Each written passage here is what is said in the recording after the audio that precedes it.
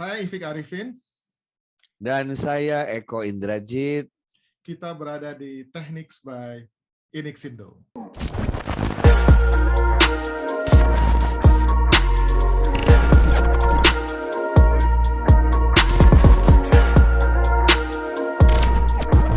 Pak Eko, apa kabar nih Pak Eko? Baik Pak Ifik, sahabatku dari Inixindo tercinta. Lamo ndak besuo, sekali besuo di situ. Iya. Ya, terakhir besuo di pagi sore. Sekarang udah waktunya lagi nih kita pagi sore siang malam nih Sudah waktunya. Mantap. Gimana Pak Eko? Ini kita punya satu grup yang namanya teknologi pendidikan grup ya dengan teman-teman kita. Pak siapa Dr. Surono ya. Pak, luar biasa. Banyak nih kalau dibacain satu-satu nanti ada yang nggak dibacain marah gitu ya. Dr. Sunyoto ya. Dr. Heni pasti. Heni Yusuf, ya. Pokoknya banyak lah dokter-dokter satu grup sama kita nih. Satu perjuangan gitu ya. Satu perjuangan. Dan masih ada yang belum juga, yang belum jadi ini kita dorong supaya cepat selesai gitu ya. Amin. Kita harus saling bekerja sama. Bantu. Nah, gimana? Kita nih kali ini mau bicara soal model pembelajaran sebagai teknologi pendidikan atau TP. Orang TP kan kita senangnya dibilang orang TP gitu.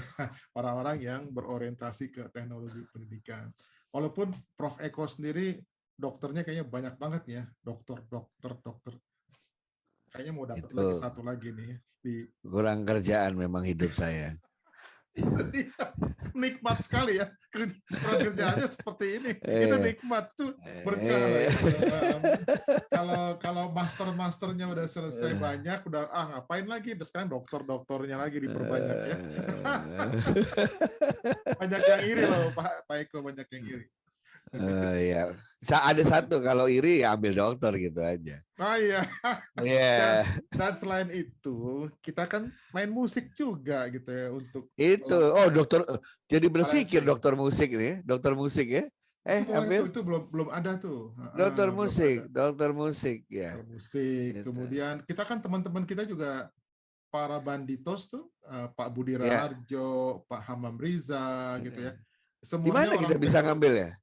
Kita bisa ngambil dokter musik di mana ya di Indonesia ya? Sekarang ini ya mesti dicari. Itu menarik tuh. Kalau perlu di luar negeri lah sebentar ya. Pakai. Boleh lah. Kita ke luar negeri sampai DO dan uangnya habis pulang. Enggak pesimis banget gitu lah. DO-nya bukan karena nggak bisa, karena duitnya habis. Prof, tapi curang Prof. Kalau keluar negeri bawa istri, ntar berdua ngamen tuh, bukannya sekolah musik malah betul. Wah, betul. Iya, jadi pulang bawa duit banyak gitu ya. Dipajakin di sana sekarang. Dipajakin. Apalagi kalau untuk entertainment. Ya gimana? Itu balancing nggak Prof antara musik dengan kemudian belajar itu kan otak kiri otak kanan itu ada teorinya atau gimana? Pak Ifik kalau melihat di luar negeri itu ya di Harvard misalnya, di Yale gitu ya, di Stanford itu faculty mereka yang salah satu faculty paling besar itu adalah Faculty of Art and Science. Art and Science, dua itu ya. Ya, ketika art meet science. Coba kita lihat definisi kita sekarang ya. Apa itu manajemen? Manajemen is the art and science of something. Jadi art sama science itu sekarang sudah menjadi bagian yang tidak terpisahkan ya, tadi yang Pak Ifik bilang otak kiri otak kanan ya, pendekatan yang behavior dengan yang humanistik gitu ya, itu udah jadi satu karena hampir semua ilmu kan udah multidisiplin sekarang ya. Nah, jadi tidak hanya otak tapi rasa juga mempengaruhi gitu kan ya. Nah, musikus kan tahu kadang-kadang kan kita udah bikin pakai rumus tapi lagunya nggak laku gitu kan. Nah, berarti ada sesuatu rasanya kurang gitu. Tapi kan musikus pakai hati, Pak. Jadi dia perasaan. Penuh perasaan. Dia menggunakan matematika musik. Nah, Bahasa itu adalah matematika musik. Matematika musik. Oke, Iya. Oke, cari sekolah ya. Aku ikut nanti. Ya, Sekolah musik. kalau belajar musik matematika Anda bisa lihat karyanya Beethoven beda dengan karyanya Mozart, ya kan, beda dari karyanya Vivaldi. Mereka punya rumus-rumusnya sendiri. Oh, ini pasti Vivaldi, ini pasti Beethoven, ini pasti. Ya, ada polanya ya, ada warnanya. Ada pasti sama. Mau Panbers, The Mercy, Kus Plus, ya kan? Anda bisa lihat tuh, semua ada polanya tuh, ada modelnya. Termasuk karya Arianto tuh kan, ada model. Arianto asik, iya. Pop, ngepop ya. Ini kita temanya apa ya sebenarnya ya? Oke, kita balik ke teknologi pendidikan lagi ya. Oke. Di teknologi pendidikan tuh yang mau saya bahas sebenarnya model pembelajaran, Pak Eko. Oke. Model pembelajaran ini kan ada survei waktu itu ya yang classroom oriented, kemudian ada product oriented, dan yang terakhir system oriented. Ada 3 tuh yang besar. Nah, sekarang ini kan pandemi nih. Sebetulnya model pembelajaran yang paling cocok buat pandemi itu seperti apa, Prof? Nah, ini yang mau saya tanya. Kalau kita buka Google gitu ya, kita tulis model pembelajaran, Anda akan dihadapkan dengan ratusan model yang ada. Sebelum pandemi, ratusan model itu cuma sebagai istilahnya hypothetical study lah istilahnya ya. Jadi pemikiran orang bahwa pembelajaran itu harusnya modelnya kayak begini untuk situasi seperti ini. Wah, ada seratusan lebih itu. Nah, begitu pandemi terjadi, orang melihat ada beberapa yang punya relevansi dengan konteksnya pandemi. Sebagai contoh. Ya. Ya paling sederhana, nggak usah orang jenius mikir. Ya kita kan pasti tiba-tiba sekarang belajar distance education, ya nggak? Udah pasti learning at a distance. Jarak jauh. Ya kan? Jarak jauh udah pasti. Jadi kalau dilihat model apa yang pas pada saat environment-nya adalah pembelajaran jarak jauh, salah satu yang cocok itu adalah yang namanya flipped classroom. Flip classroom. Ya, kelas yang terbalik. Jadi dulu kita itu kan kalau sekolah normal itu belajar di sekolah, ngerjain PR di rumah, betul ya? Kita setengah hari belajar di sekolah, terus sisanya ngerjain PR di rumah. Betul. Kenapa belajarnya di sekolah? Karena yang punya buku, yang punya ilmunya adalah gurunya. Ya. Jadi gurunya ngajarin ke kita, kan begitu. Ya. Nah, sekarang semua bahannya udah ada di internet, oke? Dan kita nggak bisa ketemu guru kita karena pandemi. Jadi dibalik aja, belajar sendiri di rumah, nanti sesekali ketemu di Zoom untuk mendalami, untuk latihan, untuk tanya jawab. Nah, itu kan kelasnya dibalik modelnya. Jadi belajarnya dulu sendiri, baru ketika bertemu berdiskusi, mendalami dan lain sebagainya. Jadi dibalik iya, soalnya kalau nggak flip classroom, apa yang dialami sekarang? Tetap aja di Zoom dari jam 8 sampai jam 1 siang. Apa nggak pedih mata itu? Capek. Emang efektif bagi anak-anak sekarang? Nggak ada, itu kesalahan sekolah sekarang. Begitu begitu learning at a distance, dia pakai model konvensional. Nggak efektif. Gurunya boleh bilang berbusa-busa kayak apapun, siswanya tidak banyak yang mendengarkan. Itu pengalaman saya melihat dari anak-anak itu semua. That's true ya. Nah, that's true. Itu yang pertama. Terus model yang kedua yang mulai disenangi anak-anak muda juga itu kan model gamification ya. Gamification. Ada 2 tuh, ada games based learning sama gamification. Nah, ini yang gamification. Kalau game based itu termasuk serious game segala. Gamification tuh begini. Orang kan bertanya-tanya, kenapa anak-anak kalau belajar males, tapi kalau main game itu ketagihan. Oh, tagihan, ya. Padahal kan padahal kita kan pengen anak-anak tuh addicted to learn, ya kan? Ya.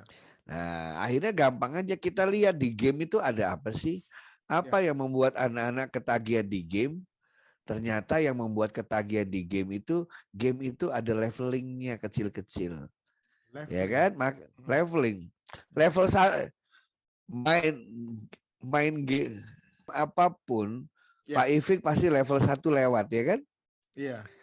Pasti senang masuk ke level 2. Senang masuk ke Lebih level 3. semangat. Kita senang, iya. Ya, Nanti ya, begitu level 21, 22 mulai sulit kan? mulai bingung. Tapi kita merasa senang. Ya, Kita ya. merasa ada achievement yang kita capai. Ya, ya, Kan dulu kita diajarkan waktu di TP kan, salah satu Ya. prinsip pembelajaran kasih yang kecil-kecil dulu, lama-lama makin meningkat kesulitannya. Benar ya? Ya, ya. Nah, Harus tapi gitu. banyak guru yang di awal-awalnya langsung kasih soal susah. Akhirnya anak-anak yang nggak bisa jawab, wah kelas ini bukan untuk saya. Wah, itu benar itu. Terutama ini loh, Prof, yang terkait dengan akreditasi abad ke-21, computational thinking segala macam. Banyak yang salah kaprah. Yang dimaksud dengan computational thinking itu langsung memberikan hal-hal yang kompleks gitu. Nah itu langsung lari, muridnya lari. Langsung lari, betul. Cari yang sederhana dulu, begitu kan? Lama-lama makin makin sulit. Jadi pertama dia merasa ada sense of achievement. Oke. Kedua, setiap levelnya berhasil dilewati, dia dapat pujian dari gamenya, benar nggak? Congratulations, you just saved the world, gitu kan? Congratulations, our kingdom thanks you, ya nggak? Saya tanya, seberapa sering guru dan orang tua memberikan pujian untuk hasil yang sederhana? Ya toh? Jangankan anak kecil, orang dewasa aja senang dipuji kok Pak Ifik. Betul. Nah, tapi banyak guru yang, aduh ini saya udah ngajar 30 tahun, 40 tahun, mulai hal yang sederhana dipuji lagi, rasanya aneh gitu. Padahal yang dibutuhkan oleh kita tuh motivasi dapat ketika kita didapat pujian. Bahasa TP-nya tuh kalau di luar negeri itu praise, kita praise the student. Praise, ya. Oke. Ya, dihargai itu. Dihargai. Game kan memberikan itu. Apresiasi ya. Apresiasi. Seharusnya memang ya guru-guru yang tradisional memang tidak seperti itu sih. Artinya harus orientasinya ke siswa sekarang kan. Betul. Yang ketiga, komponen gamenya apa? Tujuannya jelas game itu. Ada game yang tujuannya adalah ngelawan semua musuh sampai kita juara 1. Ada yang game ujungnya nyari-nyari sampai dapat harta terpendam. Ya kan? Ada gamenya supaya mendapat teman sebanyak-banyaknya. Tapi ketika kita main game di hari pertama, kita sudah tahu ujungnya yang akan kita kejar. Tapi kalau kita belajar banyak pertemuan pertama, nggak dikasih tahu apa-apa, nanti pertemuan 14-nya saya harus bisa apa? Objektifnya apa? Iya, apa objektif. Jadi kita nggak semangat buat apa. Jadi bahasa gitu kan, TP-nya itu yang itu tuh, Prof. Tujuan instruksional khusus gitu ya. Saya yakin misalnya Pak Ifik masuk ke kelas saya bilang, Pak Ifik, dalam 8 hari Bapak akan bisa menghipnotis orang. Pasti tertarik kan? Yakin. Ya di hari pertama udah tertarik, gak mau dia kehilangan kelas. Nah, komponen-komponen yang membuat anak-anak ketagihan itu dibawa ke dalam ruang kelas. Itu pendekatan gamification. Asik. Nah, yang diterapkan juga banyak orang ini adalah problem based learning. Ya kan? Problem based learning berdasarkan masalah yang dihadapi sehari-hari. Ya. Nah, saya paling senang kalau ngasih problem based learning itu ngasih 2 jenis, Pak. Apa tuh? Satu yang sifatnya problem, yang sifatnya dilematis. Satu adalah yang sifatnya paradoksial. Apa bedanya? Dilematis tuh kayak begini deh. Saya lagi ada masalah nih, dapat buah si malakama. Dimakan bapak mati, nggak dimakan ibu mati. Saya mesti ngapain? Kan gitu kan? Yang penting dimakan dulu buahnya. Nah, menurut saya kalau kita dapat buah si malakama, dimakan bapak mati, nggak dimakan ibu mati, ya kita jual biar orang lain yang mati, kita dapat uang. Itu yang namanya orang itu lain namanya dapat uang kita ya. Iya, itu namanya hal-hal yang dilematis itu biasanya memicu otak kita. bekerja. Ya. Atau sifatnya paradoks. Sifatnya paradoks itu gini. Pak Ifik pengen harga beras mahal apa murah? Murah. Berarti Pak Ifik tidak membela petani. Oke. Bela diri sendiri. Karena ya? iya, karena kalau harga beras murah, kita beli dari petani murah, petani kita tidak pernah Kaya raya. kaya raya. Saya tanya balik ya. Bapak pengen beras mahal atau murah? Murah. Dibalik sekarang dibalik jawabannya misalnya. Mahal. Ya. Saya akan bilang berarti Pak Ifik tidak membela rakyat kecil. Tahu maksudnya ya Pak ya? Iya. Tapi ini kan problem real yang harus dipecahkan. Biarkan anak-anak berpikir. Kalau gitu gimana dong anak-anak? Mahal atau murah ya beras-beras di Indonesia? Ya. Biarkan mereka berpikir dengan argumennya, dengan cari penyelesaiannya. Nah, sama seperti kalau saya tanya gini. Kalau saya tanya siapa presiden Indonesia ketiga? Jawabannya apa Pak Ifik? Apa ya? Gus Dur. Siapa? Yang ketiga? Yang ketiga itu Habibie, betul ya? Betul. Orang nggak mikir kan begitu ya? Nah, tapi saya akan tanya ke anak-anak sekarang. Siapa menurut Anda presiden Indonesia yang ke-10? Nah, Pak Jokowi ke-7 kan?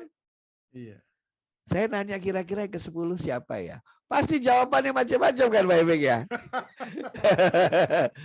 Jadi maksud saya biarkan mereka berpikir, mereka berargumentasi, mereka mencari data. Itulah bedanya orang yang scholar dan yang tidak scholar. Yang makan sekolahan dengan yang tidak makan sekolahan gitu ya. Oh gitu ya. Nah, iya. Orang yang makan sekolahan pasti berpikirnya runtut. Pasti pilihan kata-katanya santun. Pasti cara cara mempresentasikannya bagus, pakai data, dan dia juga mengapresiasi pendapat orang lain walaupun berbeda. Itu kan kita diajarin semua waktu kita sekolah. Nah, itu misalnya problem based learning. Temennya problem based learning ada project based learning. Temenan. Nah, kalau project based learning, kalau problem kan lihat problemnya apa kita jawab gitu ya, problem sehari-hari. Kalau project adalah disuruh buat sesuatu. Misalnya, pokoknya dalam 1 semester ini 4 bulan, saya akan pilih 5 orang satu grup gitu ya. Terus semua dapat waktu 4 bulan untuk mengarang lagu yang di dalamnya ada kata Indonesia, terima kasih, Tuhan, indah, dan Tuhan. Udah silahkan bikin lagu apapun 4 bulan nanti dinyanyikan. Mau dikompos, mau di apa silahkan. Nggak mungkin mereka tidak kerja sama kan Pak Ifik? Nah, hal-hal semacam itu. Jadi kolaborasinya bukan tujuan, tetapi jalan mencapai tujuan.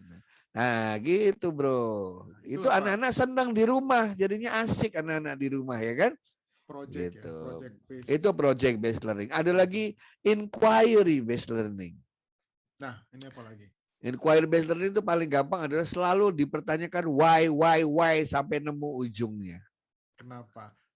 Ada guru yang marah loh, Prof, kalau kita tanya, ini kenapa Pak? Ini kenapa? Kebanyakan nanya kata dia bilang gitu.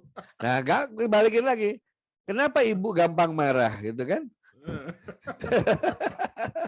Saya kasih contoh gini Pak ya misalnya. Kenapa ini pembelajaran dewasa misalnya. Kenapa suami istri sering bertengkar menurut Pak Ifik? Why? Itu banyak jawabannya, Prof. Satu alasannya. Kenapa suami istri itu sering bertengkar? Karena masing-masing mempertahankan kebiasaannya sebelum good. Oke. Kenapa masing-masing mencoba untuk mempertahankan pendapatnya? Kenapa masing-masing mencoba untuk mempertahankan pendapatnya? Ya, sifat manusia ya, mesti mau menang gitu ya. Kenapa sifat manusia itu kok mau menang? Saya tanya terus Pak sampai ujung Pak. Sampai ujung ya, iya. Ini praktek berpikir, praktek bernalar, ya. Itu kayak orang filsafat kan gitu ya, ditanya terus kan? Tanya terus. Ya, sampai satu titik dia tahu bahwa everything ada reasonnya. Itu belajar fisika loh. Sebab akibat. Ada sebab akibat. Nah, makanya Itu saya sebenarnya saya yang kurang setuju anak-anak dipisahin antara IPA dan IPS itu saya agak kurang setuju. Di luar itu udah nggak ada itu. betul. Social studies, science studies oke, tapi IPA yang dipisahin. Pak, menurut Pak Ifik misalnya, selama ini di Indonesia siapa yang bisa? Kalau kita ngomong ilmu pertambangan gitu ya, ya ilmu. Menurut orang-orang Indonesia tuh IPA atau IPS sih selama ini pertambangan itu, nyari tambang sampai bisa ngambil tambangnya itu. Nggak tahu. Pasti IPA itu kan, orang-orang IPA semua itu. Teknik pertambangan, teknik perminyakan, benar nggak? Betul. Sekarang saya tanya, minyak itu asalnya dari mana sih? Dari fosil, betul? Ya. Fosil itu dari mana? Dari binatang purba yang udah mati ribuan jutaan tahun yang lalu. Yang tahu dinosaurus itu migrasi kemana saja siapa coba? Sejarawan kan? Iya. Bener nggak? Ya. Betul. Jadi kalau mau tahu minyak ada di mana ya belajarlah dari sejarawan dulu itu dulu. Ya. Dinosaurus di mana aja matinya, dari mana ke mana. Tapi itu aku setuju banget, memang harus dilebur aja tuh IPA dan IPS itu enggak. Setuju banget. Pak, menyelesaikan masalah banjir di Jakarta itu perlu ilmu apa coba? Semua ilmu perlu, Pak. Ya kan? Ya. Tanya masalah banjir, iya. Masalah banjir satu, orang fisika fluida, air dari atas turun ke bawah. Iya. Ilmu pemerintahan untuk tata kotanya, benar nggak? Planologi untuk membuat desain urbannya. Perkotaan, ya. Perkotaan. Terus kita bicara mengenai sosiologi supaya orang nggak buang sampah sembarangan. Ya. Ya kan? Psikologi, komunikasi, marketing. Itu kan ada semua. Segala macam ilmu. Iya. Multidisiplin semua. Makanya di luar itu dari kecil anak-anak sudah tematik. Yang penting mereka melihat satu persoalan, menyelesaikannya dengan menggunakan ilmu-ilmu yang sesuai. Dan itu pasti multidimensi. Ya. Gitu. Jadi kita balik. Dalam pandemi ini, dengan melihat anak-anak tidak bisa datang ke sekolah, guru tidak bisa datang ke sekolah, dan kita cuma punya alat komunikasi dalam bentuk WA, Zoom, telekonferensi, atau telepon. Model pembelajaran apa yang cocok, yang membuat anak-anak tidak bosan dan mereka tertarik. Ingat, fokusnya ada di peserta didik. Bukan untuk ketuntasan materi, itu selalu yang dilakukan oleh guru-guru. Guru pengen ngabisin bahan, dia ngomong sepanjang waktu, pokoknya bahan saya habis, kalau nggak bisa yang salah anaknya, benar nggak Pak? Betul. Padahal guru yang bagus itu, dia kasih tahu saja sedikit, anaknya langsung belajar sendiri dengan sukacita. Mungkin nggak? Saya tanya Pak Ifik, waktu dulu kita baca buku atau nonton film, pasti 5 menit pertama penting ya nggak di film itu ya? Ya. 5 menit pertama kayaknya asik, saya terusin itu film, bener nggak? Betul. Baca buku 5 halaman, 3 halaman pertama itu asik, tanpa disuruh saya habisin itu, betul ya? Betul. Saya tanya Pak Ifik, buku apa, buku pelajaran sekarang yang begitu anak-anak buka 3 halaman pertama, langsung dia pengen belajar sendiri sampai habis tanpa disuruh gurunya. Yang ada ditutup. Bener nggak? Bener. Masih ingat Pak Ifik dulu kita diajarkan oleh salah satu guru kita, dia mengatakan bahwa distance education tidak akan jalan kalau kita tidak membuat self-instructional materials. Belajar mandiri. Bahan pembelajaran mandiri. Nah, nggak mungkin karena sewaktu-waktu distance education bisa terjadi, internet bisa mati, lampu bisa mati, guru bisa sakit, pembelajaran harus terus ada. Itu gunanya self-instructional. Tapi banyak guru bilang begini, nggak mungkin ada buku yang kayak begitu yang membuat anak-anak ketagihan. Saya bilang nanti dulu. Waktu saya kecil ada majalah namanya Bobo Kuncung Kawanku. Kuncung, ya. Seminggu sekali kita menunggu buku itu. Dan ketika buku itu datang, belum sampai tidur malam, sudah habis saya baca sampai terakhir. Ya. Betul kan, Pak? Persis, betul. Itu buku pelajaran, itu Kita activity tunggu. books. Iya, iya. Gitu. Ada lagi yang kayak lain, ada buku pramuka yang namanya SKU, syarat kecakapan umum. Buku saku itu di dalamnya kompetensi apa saja. Kalau itu sudah ditandatanganin kakak pembina semua, saya bisa naik jenjang. Saya nggak nunggu orang lain. Saya belajar sendiri supaya bisa cepat-cepat naik ke penggalang penegak. Bener nggak Pak Ibik? Nah, jadi ada caranya, kita aja yang tidak mau open mind begitu. Iya. Setuju. Jadi banyak jalan sebetulnya ya untuk banyak jalan pandemi ini secara lebih baik ya, terutama dalam kaitannya dengan pembelajaran gitu. Betul. Ada lagi yang authentic learning katanya. Learning yang otentik. Apa itu, Pak? Orang paling susah ngajarin apa sih katanya pandemi ini? Ngajarin karakter, bener nggak? Iya. Menurut saya justru paling gampang karakter itu. Kok bisa? Tahu gimana caranya? Nah. Setiap hari Jumat, karena mungkin pelajarannya hari Jumat ya. Oke. Setiap hari Jumat, pembantu rumah tangga suruh istirahat. Anda yang melakukan pekerjaan yang bersangkutan. Apa yang dipelajari anak-anak dari situ? Ngepel ya, nyuci. Dia merasakan sulitnya bekerja kan ya? Iya. Iya, biarkan pembantu yang selama ini mempersiapkan hidupnya gantian istirahat. Oke. Ada lagi contoh yang saya lakukan di kampus saya. Seminggu sekali, setiap mahasiswa harus membuat kebaikan kecil kepada orang yang tidak dikenal. Kemudian tulis peristiwa itu di blog. Udah itu. Saya nggak ngajarin Pancasila, dan saya lihat ceritanya, waduh luar biasa. Ada yang hari itu dia menggantikan tukang parkir 4 jam. Jadi tukang parkirnya suruh duduk, dia yang parkirin mobil. Uangnya untuk si tukang parkir itu. Ada seorang mahasiswa yang ngapain? Bantuin ibu-ibu pecel, ibu-ibu mesen pecel itu loh. Dia gantiin ngasih kembalian sama nerima uang. Setengah hari penuh. Jadi pokoknya isyaratnya adalah orang yang tidak dikenal. Ada yang bantuin buruh itu tukang bangunan ngaduk semen. Dan semua melakukan hal yang sama bukan melakukan hal yang sama. Waktu kita melakukan refleksi, semua mengatakan yang sama. Ternyata hidup saya ini jauh lebih beruntung. Saya harusnya bersyukur selama ini. Betul. Orang tuanya banyak yang bingung, tiba-tiba anaknya jadi lebih sopan katanya. Saya nggak ngajarin karakter, Pak. Itu namanya experiential learning. Mereka sendiri yang eksperimen, mereka sendiri yang mendapatkan nilai, saya nggak ngasih apa-apa. Biarkan mereka mengalami sendiri proses pembelajaran atau yang otentik apapun yang mereka terima. Saya hanya membuat tugasnya. Saya hanya membuat PR-nya begitu. Nanti mereka sendiri yang merenungkan itu.